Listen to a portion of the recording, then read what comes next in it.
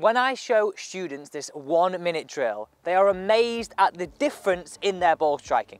I've had so many questions here on the channel all about ball position. I'm going to give you the step-by-step guide exactly how to get it right with every single club. Now, having the correct ball position will affect your strike, your direction, and the way in which the ball will curve out on the golf course. Now, have a look at this closely. I've got 1, 2, 3, 4, 5 golf balls set up. Each illustrates a different club. Okay, each half a ball will signify a club change. Look how influential this is. Now, I've got this teed up golf ball inside my left heel, and then I've got my bottom of my arc happening just before. You can see, as you go from a ball position towards the back of your stance, moving towards the front of your stance, you then start to hit from hitting down to then hitting up. You can see if the club was to travel here, we'd hit more down on this golf ball, less down on this golf ball, less down, and then eventually hitting up towards this. Now, this is a great way to think about it. The further forwards you move your ball in the hoop, more likely you are to hit up. The further you move the ball back, the more likely you are to hit down. Now, there's 2 other aspects I want you to think about here. Your golf swing is built on an arc. So having the ball a little bit towards the back can increase the likelihood of swinging into out. Having the ball too far forward for that club can increase the likelihood of you coming across the golf ball. Right, let's get into this. We'll start with pitching wedge, and what I really recommend is I've chosen my even irons today. You could do this with your odds, you could do this with your evens, and every time you go to the range, I would just spend 1 minute, so it's a 1 minute drill, just checking out your ball position, whether that's evens one day or odds. Right, let's go. So I've got my pitching wedge here. Just got this ball in my pocket just to signify where that ball position would be in my stance. So I'm lining up the middle here and I'm putting this golf ball on the back half. So the back half of the first golf ball would signify my pitching wedge position. So that would be very much like this here. Maybe just take a note, compare this to what you do, because I guarantee if you're just slightly out, that will affect your strike. So, first ball position, half ball is our pitching wedge. Now, if you were to move half a ball further forward, this would then be 9-iron. Okay, so the first golf ball is pitching wedge and 9-iron. Now have a look at this here.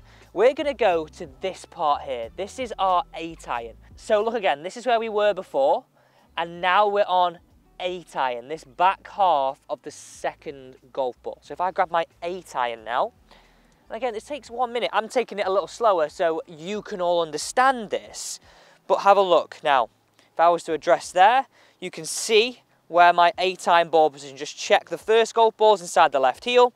That is your marker to go, right, that is where my ball position should be for 8-iron. Have a look at this on player cam. You can see this now.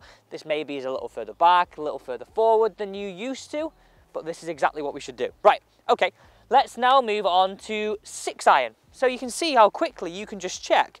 Just reevaluate yourself and go, right, okay, I've got my pitching wedge, my 9-iron, my 8-iron, my 7-iron, right. My 6-iron is the back half of this golf ball, which would be around there in my stance, so I place it there. We're going to hit this one actually now. You can see again how gradually, the longer the club, the more I need to move it forward to give it time to square, and I don't want to hit us down. So that is why ball position is so influential. Right, okay, 6-iron, have a look at this strike. It should still be downwards, essential for how we're going to strike it.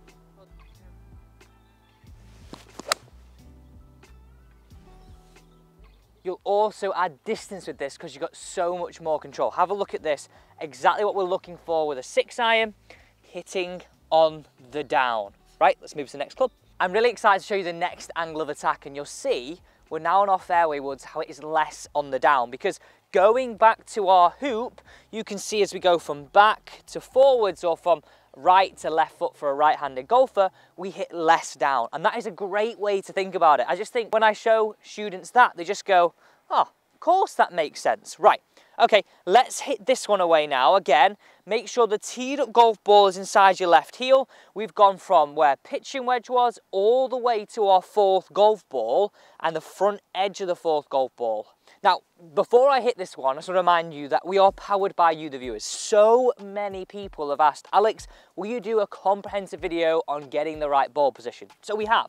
Now, if you're thinking, Alex, how do I get involved? Dead easy. Just subscribe, turn the bell, and just pop your comment down below. I'll help you play your best golf, I promise. Right, here we go.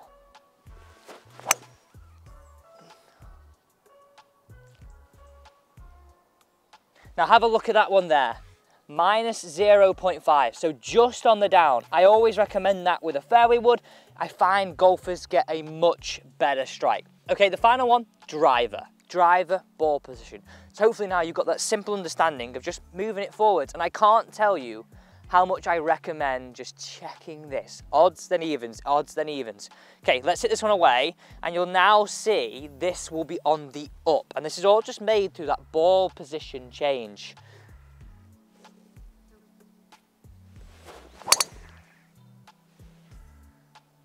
Look at that go. Let's have a look at the data here.